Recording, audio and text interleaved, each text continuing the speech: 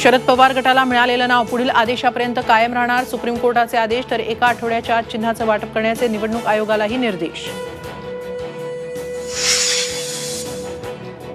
भाजपकडून कुणीही माझ्याशी संपर्क केलेला नाही. आमच्यातलं कुणीही भाजपात जाणार नाही. भाजपच्या संपर्कात असल्याच्या चर्चांना जयंत पाटलांकडून पूर्णविराम.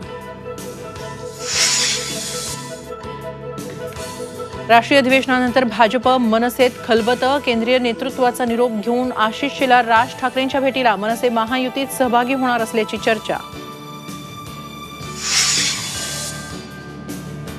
ठाकरे गटाकडून 18 लोकसभा जागा लढण्याचं निश्चित. 18 लोकसभा मतदारसंघात नेमले समन्वयक. मुंबईमधील 4 जागा ठाकरे गट लढण्यावर ठाम.